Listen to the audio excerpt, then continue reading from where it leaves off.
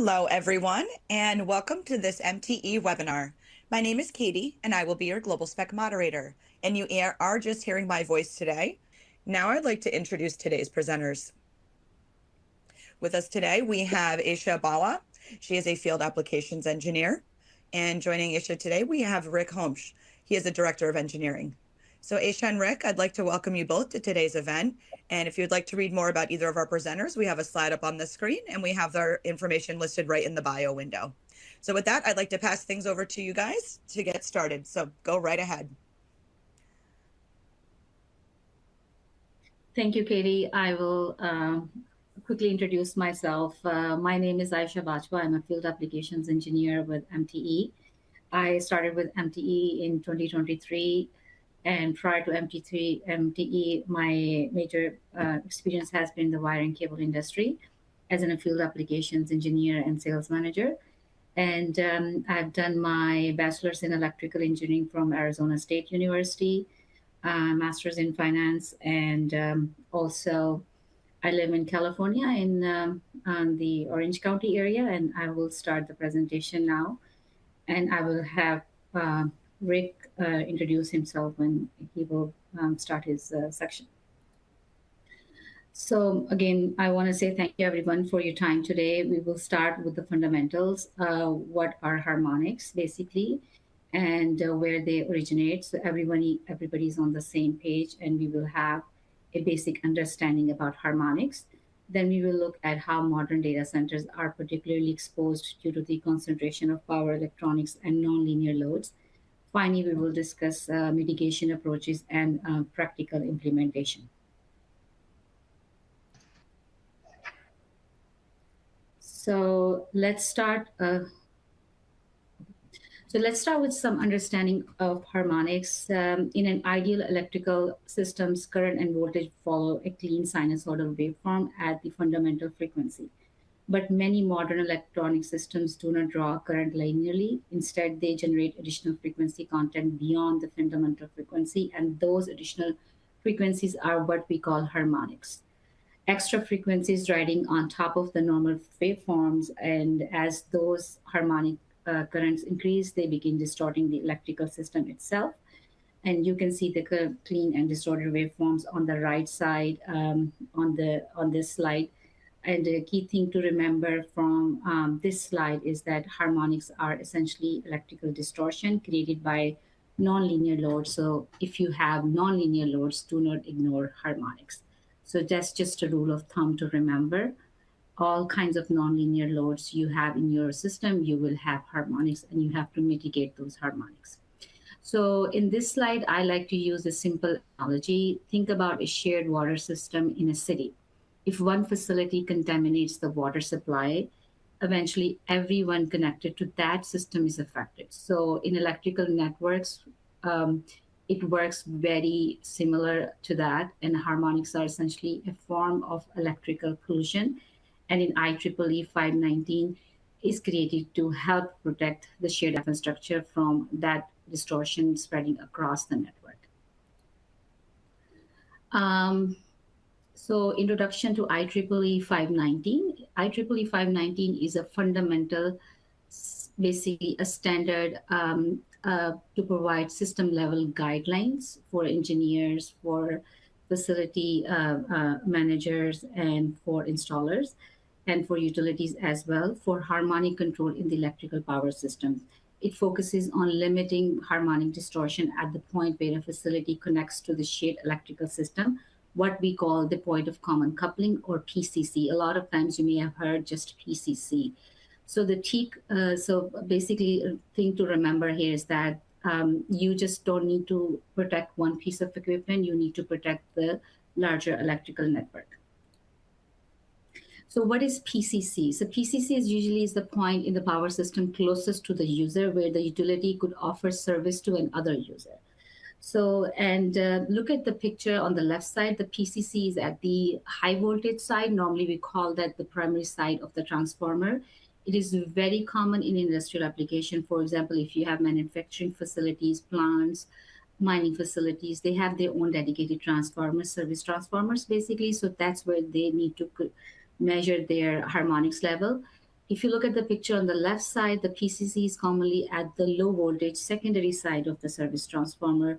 We see this application all the time for commercial users. For example, if you're designing office parks, shopping malls, all different commercial application, you will find the PCC point at the secondary side of the transformer.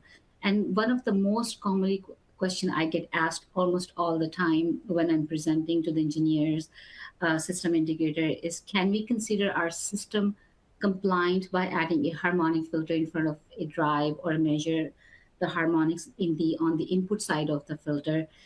By doing that, they eliminate the harmonics, but that's not the point of PCC point, because the other loads are not considered and the measurement will not be accurate representation of the actual harmonic present in the system overall.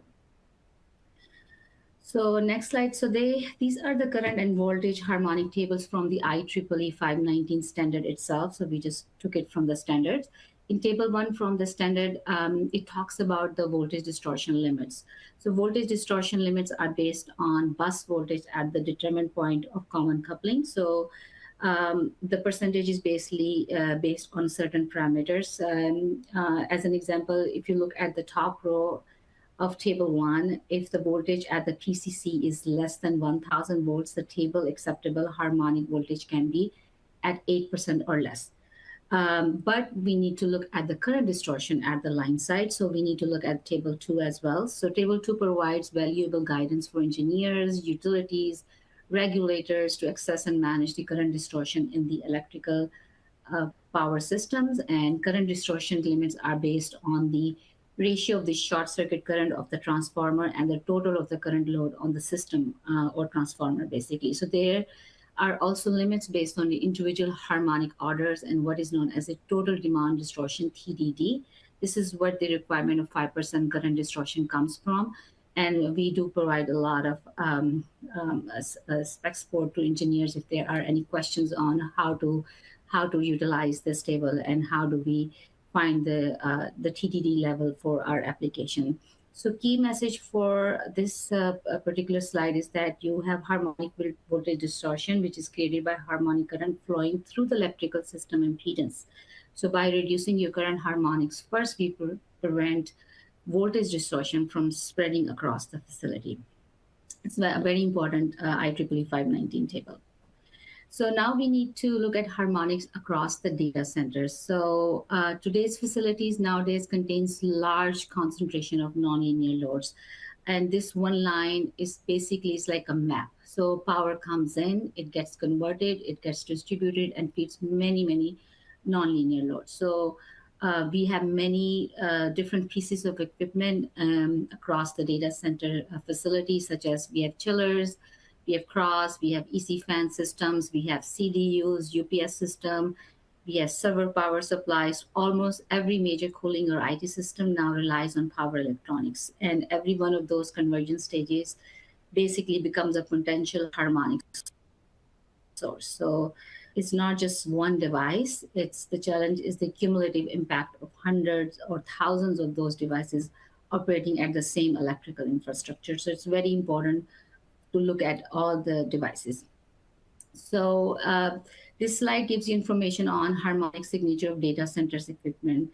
So basically, different technologies generate different harmonic signatures. For example, in EC fan systems, they behave differently from chillers or pumps. On the EC fan technology, the harmonic signatures is normally on the 5th and 7th harmonics, which is the highest harmonics on the EC fan system. And one challenge in real world project is that the harmonic performance data is often not clearly provided in the equipment specification. That means harmonic mitigation frequently has to be designed with incomplete information. And you must remember that different harmonic footprint. So it's not just the same harmonic for every equipment. So it's going to be a different harmonic for different equipment.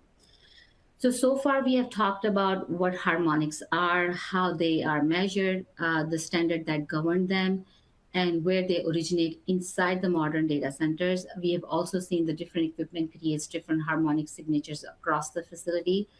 But now we will get into the most important questions. what actually happens when harmonics are not addressed. And this is really where the conversation becomes operational, because understanding harmonic is one thing, but understanding how they impact reliability, cooling, infrastructure, capacity, and uptime is what really matters in mission critical situations. So you just remember that the harmonics are going to be impacting all the different equipment you have in your facilities. So looking at this slide, we're going to talk about the scale of harmonics. In data center, basically scale is everything. Scale changes everything. A single nonlinear load may not create a major issue, but modern data centers can contain hundreds of harmonic producing systems connected to the same bus, and that cumulative harmonic current becomes extremely large. And scale is what turns harmonic from a minor, small issue into a mission critical infrastructure concerns. So far, we have discussed where harmonics come from and how they propagate through the electrical system. But in critical facilities like data centers, the real concern is not just the harmonic distortion itself; it's the all downstream impact on reliability, cooling infrastructure, operational stability, and ultimately uptime. So common symptoms you would see is nonsense tripping, overheating, instability, unexpected equipment behavior, failures, motor failures, etc. on at the equipment level. So we're going to talk about why is harmonic mitigation important. So IEEE 519 is fundamentally about protecting the shared electrical system from harmonic pollution. That's what is actually the standard was created for.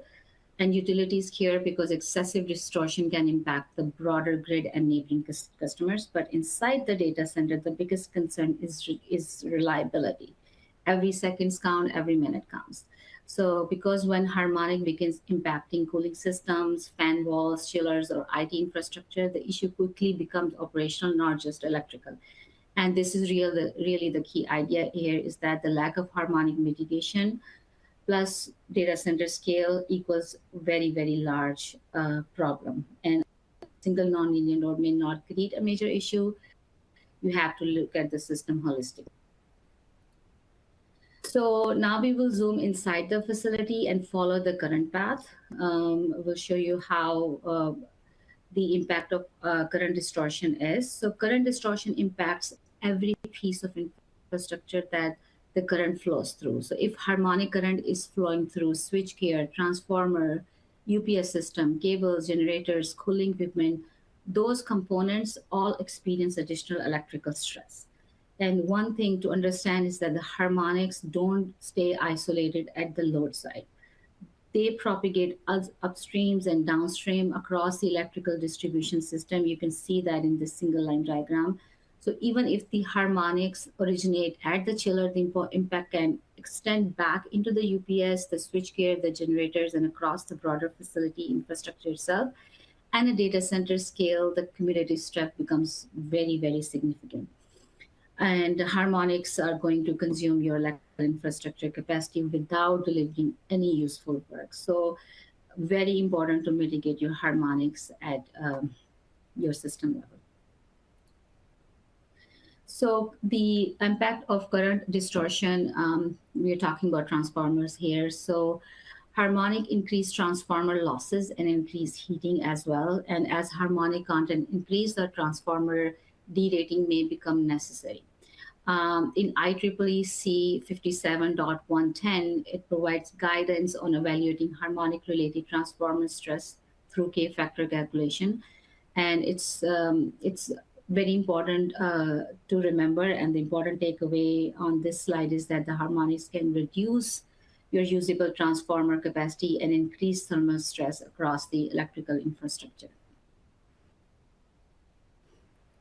So impact on cables. Very important to know that the harmonics also impact your conductors and they are very expensive. And if you lose your current, and you will have a major issue on your facility.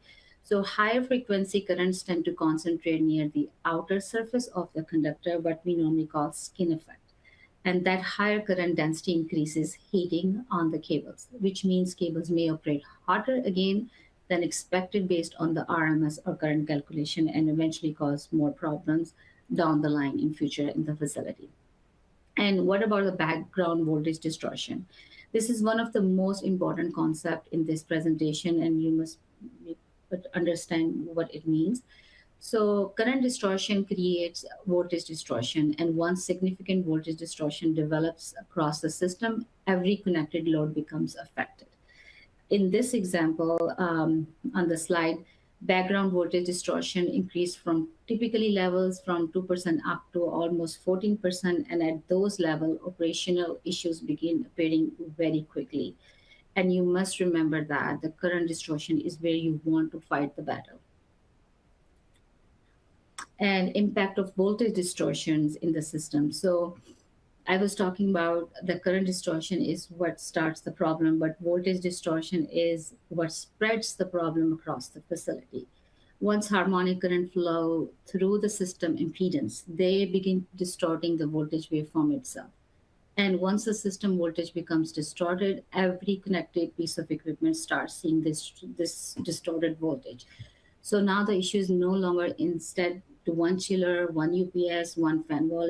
It becomes a site-wide infrastructure issues as well.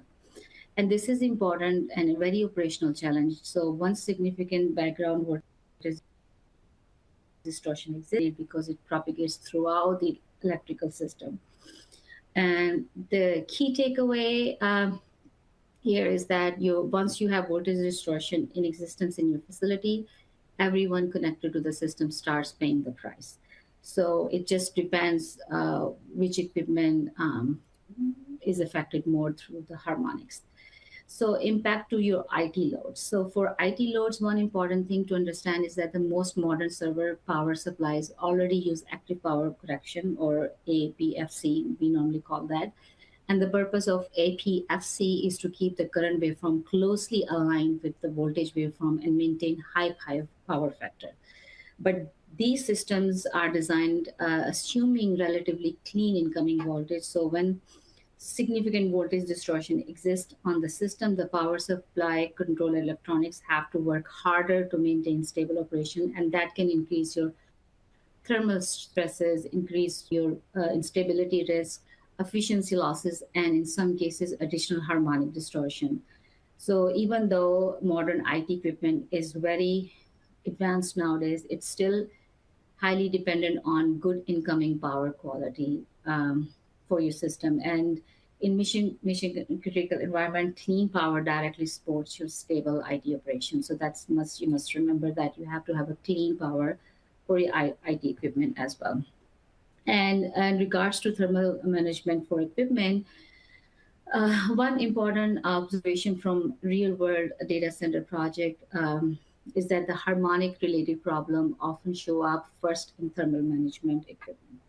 Why? Because systems like chillers, cross, and EC fans, walls all contain power electronics and AC to DC rectifier normally stages internally. And those electronics are highly sensitive to voltage distortion. When incoming voltage becomes distorted, the DC bus inside the system also becomes unstable, which increases stresses on the internal components and can increase the risk of instability, resonance, and Rick will talk about resonance in the slide in this presentation, overheating and even failures. So it's very important for you to know that. And the key takeaway is that the modern data center harmonic first becomes your visible through the cooling system behavior long before operators normally realize that there is a broader power quality issue in the system in existence.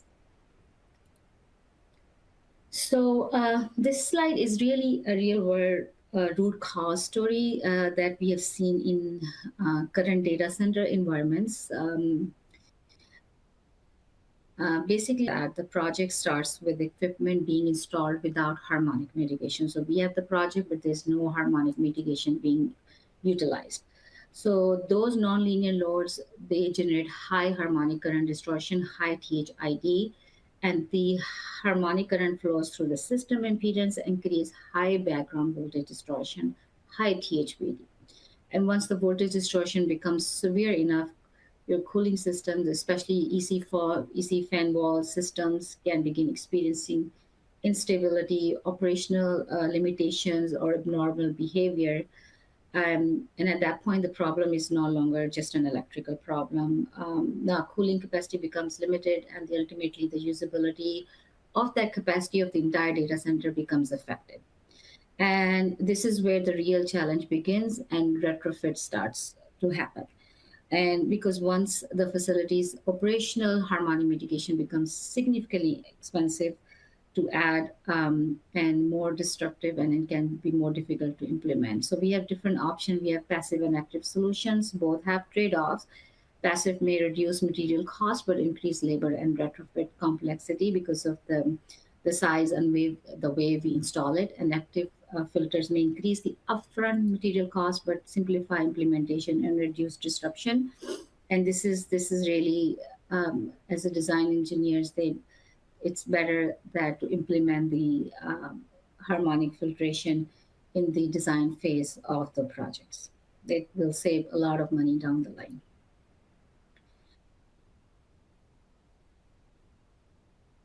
So we're going to dive deep outside the data center, the outside of the data center. So when distortion levels becomes unusually high, this becomes more than an engineering issue. It becomes a utility relationship and compliance issue with the facility, basically.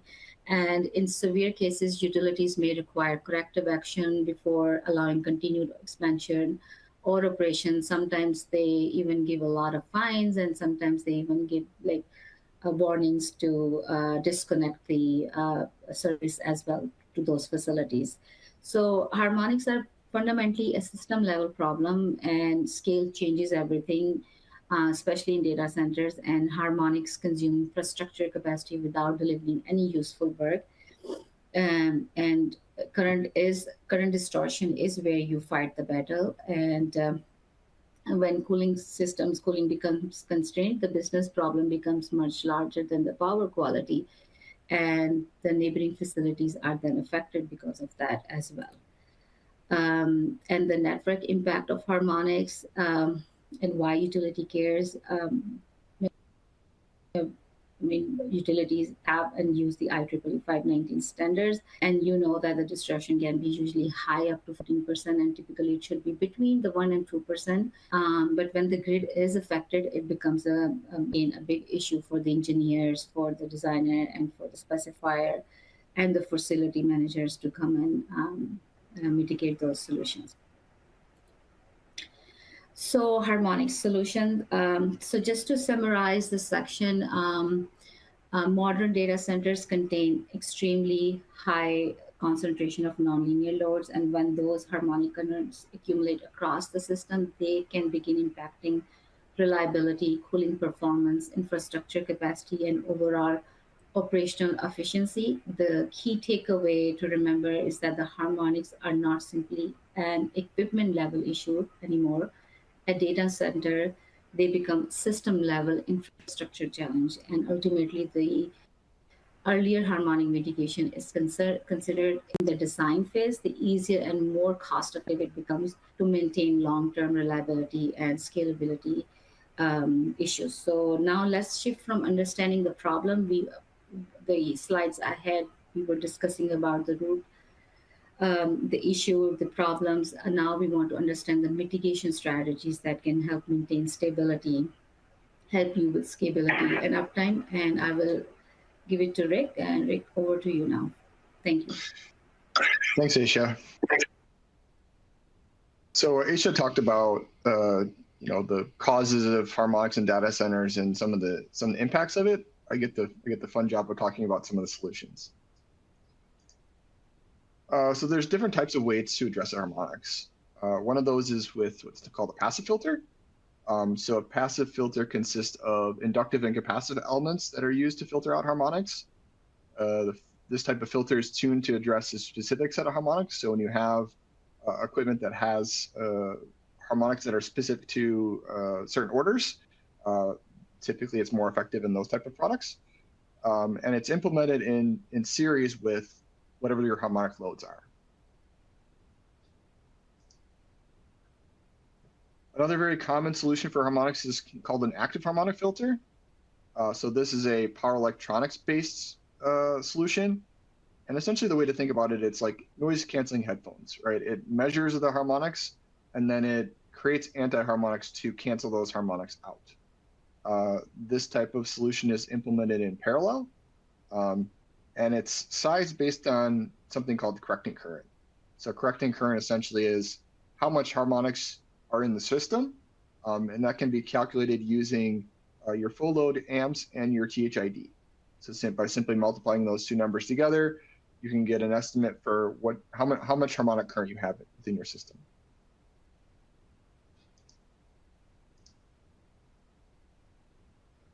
So MT does have, in our opinion, the best active harmonic filter on the market. So a couple key aspects of it. So it does leverage something called silicon carbide technology, switching technology. This technology allows it to be smaller and more efficient than other solutions. It also has something called resonance mitigation that allows it to filter harmonics even when there's potential resonance conditions present.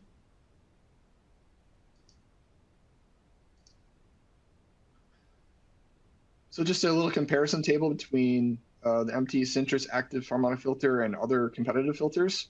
So as you can see in this table, the silicon carbide product allows it to be a lot smaller. So the volume is significantly lower.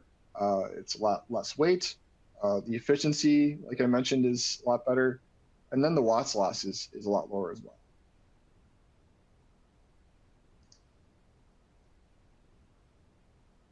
So now we kind of have a basic understanding of some of the options for solving the harmonic problems within data centers.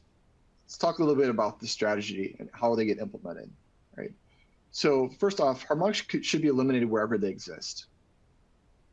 And it doesn't really matter whether that's upstream, downstream, no matter where they're coming from, they should be addressed at that point. And so in this diagrams, you can kind of see you've got some chillers, you've got on the input of UPS systems, you've got on the output of UPS systems, kind of no matter where the harmonics exist, that's really where they need to be addressed. So the first thing we'll start with is chillers. So chillers are typically one of the largest sources of harmonics within data centers. And so since they're producing a lot of harmonics, oftentimes those are addressed on each individual chiller system. So that could be done through the use of passive filters, like the MT Matrix AP filter, or active filters like our Centrix product.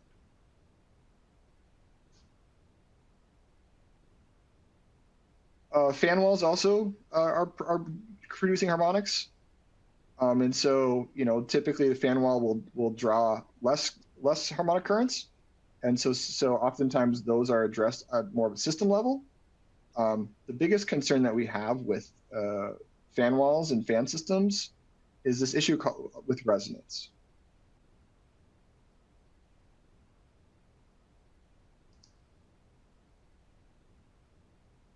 So one other comment about the Centrix product is because it has such a small size, you're able to implement it in a lot more flexible areas.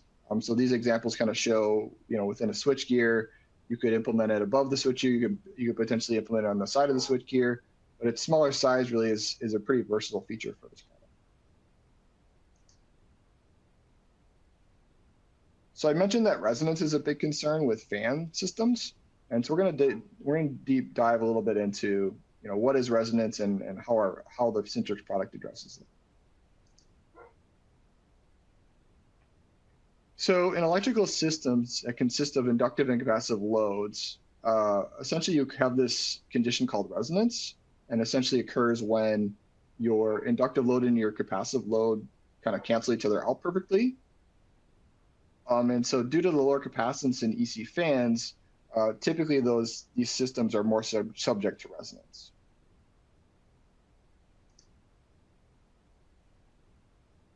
And so for an active filter functions by producing anti-harmonics to cancel out harmonics. And so if there's a point in the system where there's a resonance, essentially what happens is the filter won't be able to output at those harmonics. And so your result is you get reduced performance, right? So if I'm unable to filter certain harmonics that I need to filter, I'm not going to be able to get optimal performance. So instead of my THID being around 5% or lower, I get it right around 7 or 8%, unless I have something called resonance suppression within my filter.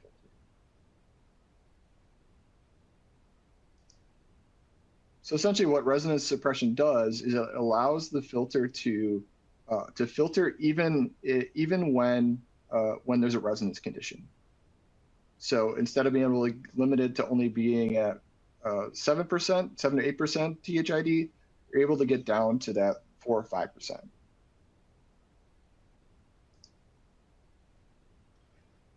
So another piece I mentioned as an advantage of our active filter Centrix is efficiency. And so we're going to go through a little bit of an example of a comparison. So an IGBT-based active filter versus a silicon carbide has IGBT. It has 50% lower losses and 1% more efficient system with silicon carbide. And so if we could just kind of go through and just look at kind of what would that look like? So for an example, for an IGBT-based system, so this is a 400 outputs of power. We can kind of do a power flow diagram, and we can look at, okay, here's our losses of our active filter, here's our losses of our VFD, kind of what does the overall system efficiency look like? So in this specific instance, we've got system efficiency of 96.3%. If we do that same analysis with the silicon carbide active harmonic filter like our Centrix product, you get 97.1%. So almost a 1% improvement in overall efficiency. So the reason that that's important is you have to remember data centers are drawing a lot of power, right? The overall data center power consumption in 2024 was 35 gigawatts, right? So if you had a 1% savings on that amount of power, that's 350 megawatts of power saved. Just by choosing a silicon carbide active filter instead of an IGBT-based active filter. And so that amount of savings is equivalent to 292,000 homes per year. So while it may seem insignificant, it's a really significant difference.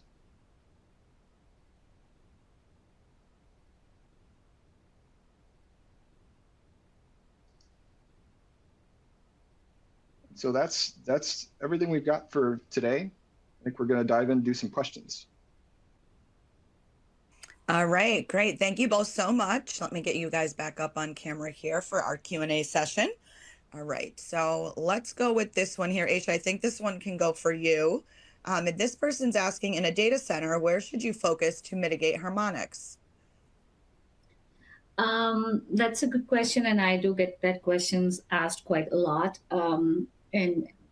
That where should we put and where should we how should we focus on harmonic mitigation? I talked and mentioned that a lot, that it's a system level issue. But let's say you want to design and start to put some harmonic mitigation solutions, either active or passive filter. Typically, you want to start with your largest nonlinear load first. So that's a good starting point, because that's where you're going to be seeing a lot of harmonics coming from. So if you have chillers, largest chillers, UPS systems, fan walls, cross pumps, and large VFD drives equipment, the systems tied to your cooling systems and uptime, that's a good starting point. And if you have a good design or project coming up, you can connect with us.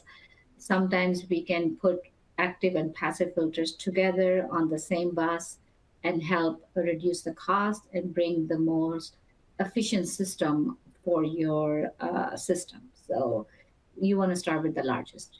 Yeah. Next question. All right, perfect. Thank you so much, Aisha. All right, our next one here, let's go with this one.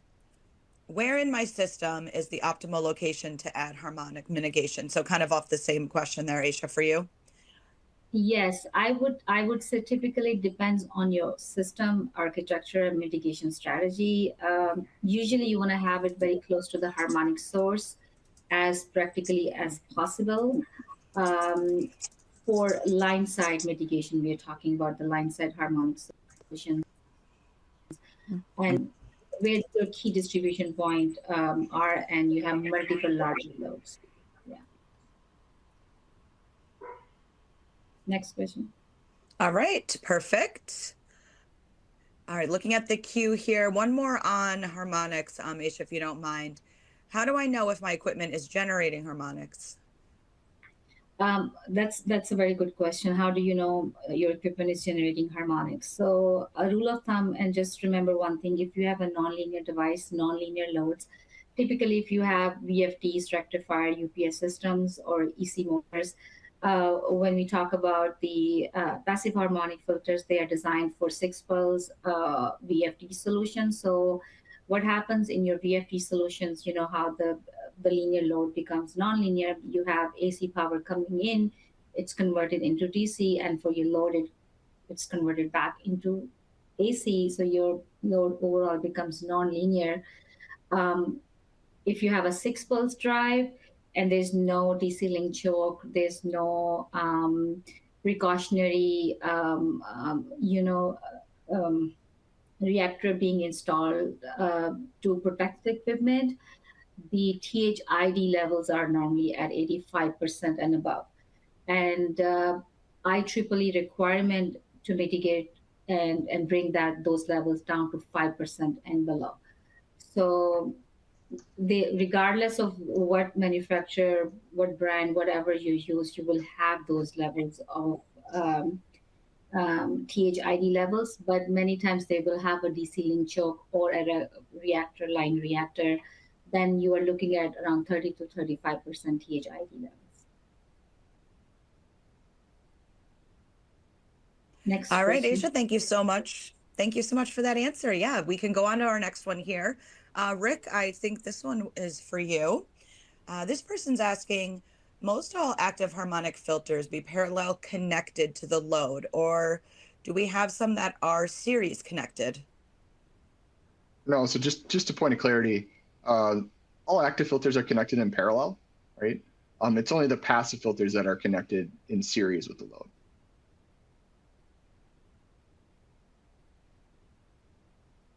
All right, perfect. Thank you so much. All right, let me jump back over here. All right, this person's asking, how do I size my harmonic mitigation solution?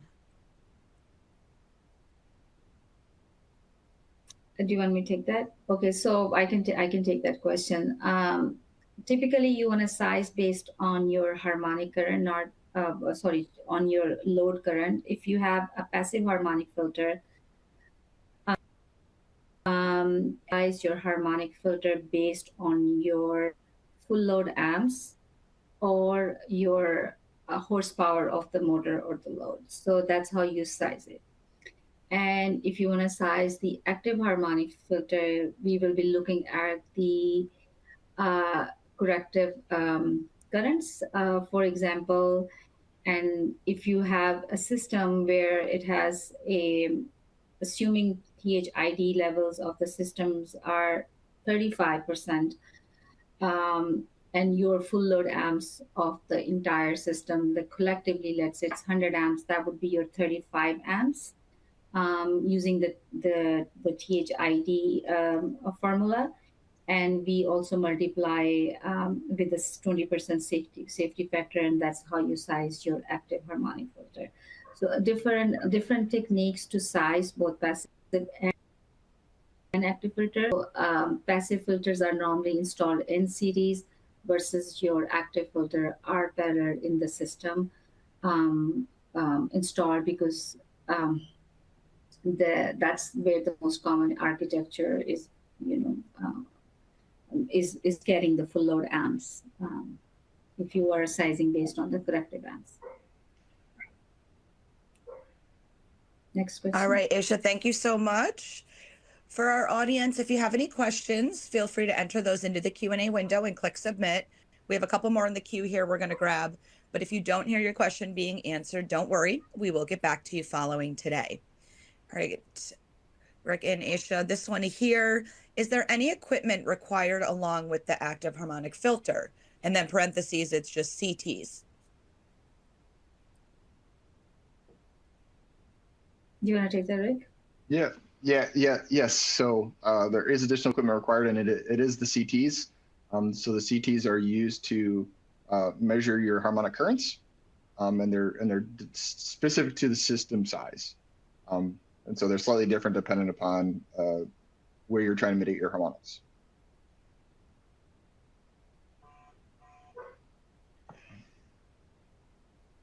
All right, Rick, thank you so much for that answer. All right, next one here. Okay, this person is asking, what is the benefit of silicon carbide construction? So I can answer that. I can start, and then Rick chime in after my response, because we can talk a lot about the silicon carbide construction. That's basically a newer technology in the active filter world. The audience is already aware of the IGBT technology, but the silicon carbide technology as well. It has a much higher efficiency, lower losses, smaller footprint, reduced heat generation, and important thing is the smaller footprint, because if you're doing a retrofit, what I see in the real world situations, for example, if there is a facility, I mean, we can really put in qualified or for a passive harmonic filter, and it's a retrofit job. They want to add the harmonic filter down the line in future. Sometimes there is no option for us to put a passive filter, even though it's more cost-effective solution. It might just be a need for the solution for that application, but they can look into active harmonic filters because it's much a smaller, very smaller footprint. And if they want expansion down the line in future, that's also can become a viable option for the customer. So, it's a great option. Becomes a very valuable in high density data center environments, and a lot of data centers have EC fan walls, multiple of different types of loads. So that's where this technology can be very viable. Rick, do you want to add anything else into this silicon carbide technology construction, or anything about Centrix filter? No, I think you did a great job. I mean, ultimately, it's about lower losses and it's about smaller size. Those are kind of the two key highlights I always talk to customers about. Yeah, and in reality, like if when the engineers they contact us for designing and selecting the best solution, we want to look at the whole holistic approach. Like we ask for the single line drawings and see where we can give them the best solution for their application. And best solutions mean meeting the IEEE 519, meeting your efficiency level, sure that future expansion is also being considered, and also we need to look at the cost as well. Next question. All right, great. Thank you both so much. All right, next one here. Rick, I think you could probably take this one. Should I connect AHF for each harmonic source or centrally one? Yeah, so it's a good question. Typically the way that I answer that is, the closer you can address harmonics to their source, the better. Now, oftentimes, for chillers, as an example, the chiller loads are large enough that they probably warrant their own harmonic mitigation or AHF for each chiller. But for other parts of the system where it might be smaller loads, a centralized harmonic solution may be better in those areas. Now, our team does do something called harmonic studies, where we'll take a one-line diagram of the system, and we'll do an analysis on it, and we'll kind of give some recommendations and some guidance on where potentially would be the best locations to apply harmonic mitigation. So that is something that we do. Our applications team does. So if anyone needs that type of analysis, we can support with that. All right, thank you, Rick. And then just another one here for you. This person's asking, we also had somebody else asking about just kind of best way to contact. So this person's saying, if we have an ongoing project, what is the best way to contact MTE about solutions?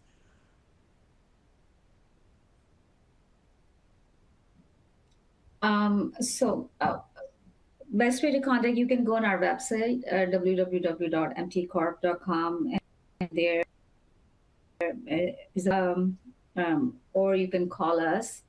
And we do have an email address on our website for app engineering. And after this meeting, we can also share our contact information. And if you have any upcoming design, feel free to connect with us.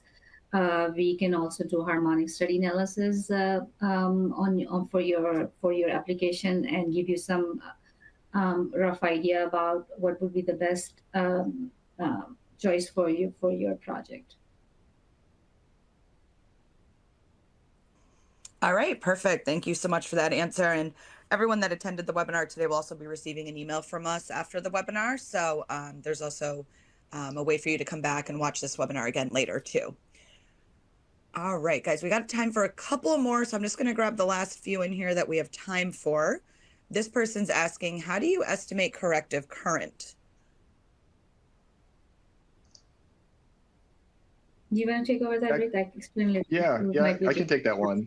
You know, so the calculation to estimate correcting current is not complicated, right? It's full load current times THID. I think the biggest challenge we find with customers is trying to understand what that THID number is.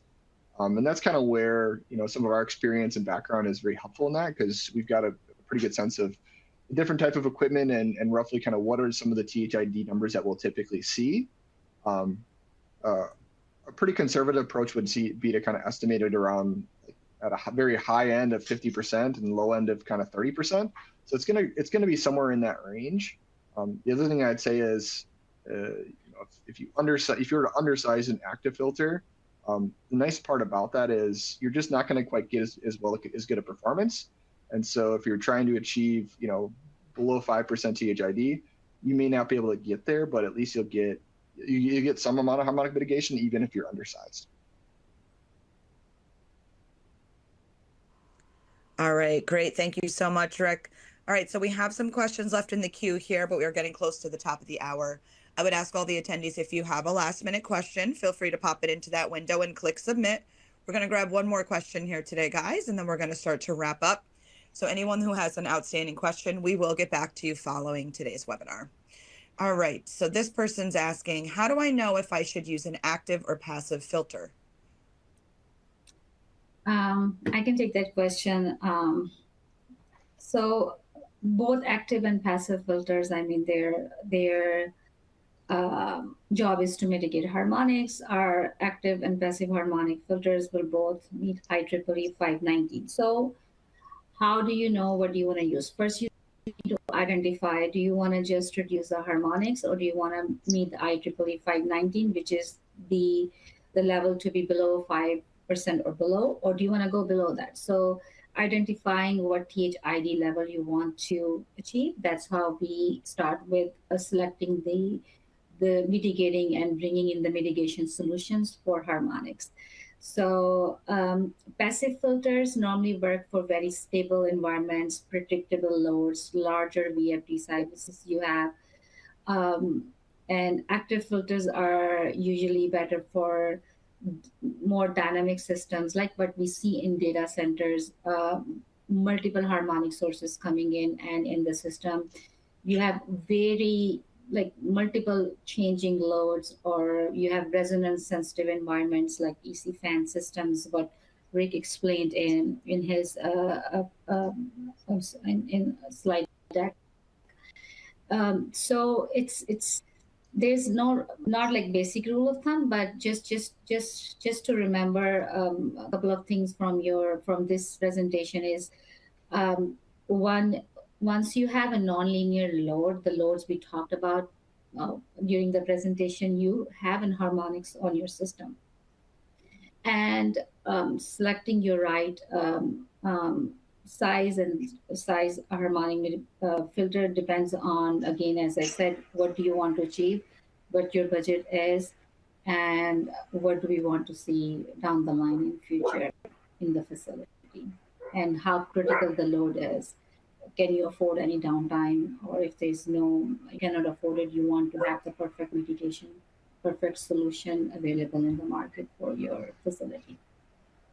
So I want to start by saying a huge thank you to Rick and Aisha for spending time with us today for a great presentation and for answering some of the attendees' questions. So thank you both. Thank you everybody for joining and listening to our presentation today. We appreciate your time a lot.